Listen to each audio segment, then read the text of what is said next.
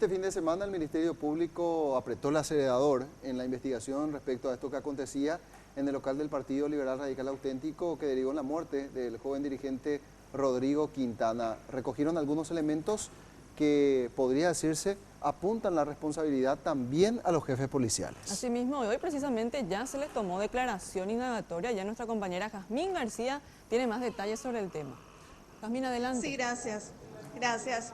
Y precisamente el primero en prestar declaración indagatoria fue el comisario Prudencio Burgos, jefe de la primera zona policial. Él, entre otras cosas, decía que no estuvo en el local del PLRA, de alguna forma trató de desprenderse de lo sucedido en ese local. Específicamente, él sí mencionó que estuvo antes, minutos antes, en las inmediaciones del diario ABC Color y que estaba dando instrucciones para controlar a la turba que estaba actuando en ese lugar.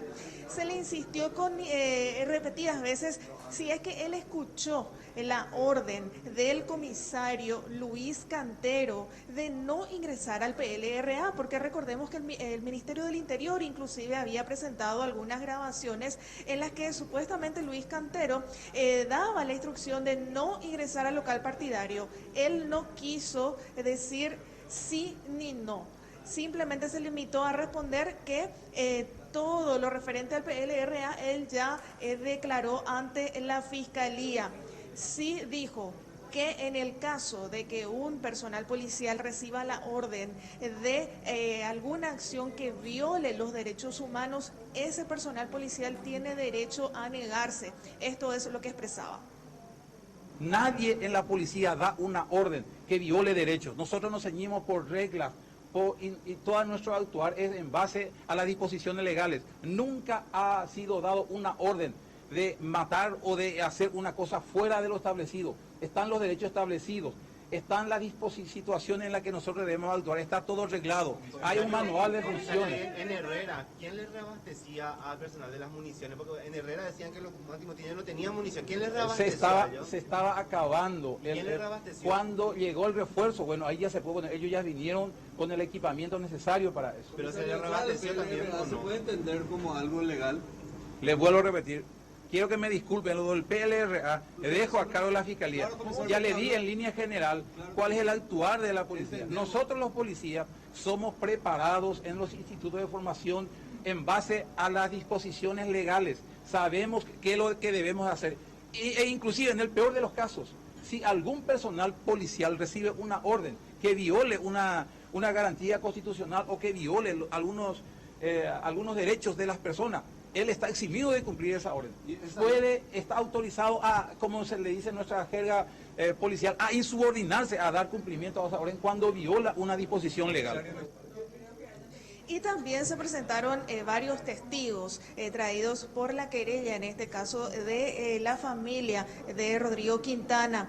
En ese sentido, el abogado querellante menciona que la bala que terminó con la vida de Rodrigo Quintana no fue la única de plomo disparada ese día en el local del PLRA y que incluso hubo una orden superior de ingresar al local y producir muertes. Esto es lo que decía el abogado. Sí, la postura de la querella es la siguiente. Existió una acción premeditada y planificada con respecto al ingreso en la sede del Partido Liberal. Y esa acción premeditada para nosotros se da a partir de que pudimos contar con las filmaciones del circuito cerrado del partido y analizamos la diferencia de segundos que existían entre el momento en que un pelotón de avanzada ingresa por el frente del partido y otro grupo 45 segundos después, al mando del comisario Paredes Palma, ingresa en el estacionamiento. Nosotros también tenemos la convicción de que fue una acción planificada para matar, porque también ya existe informes de criminalística que hablan del hallazgo de balines de acero en las paredes del partido.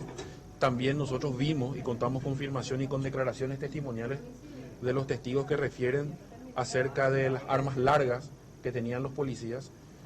Estos policías a su vez estaban vestidos de civil, en su gran mayoría aproximadamente 17. Entonces así creemos nosotros que existió una orden planificada para el ingreso a ese local.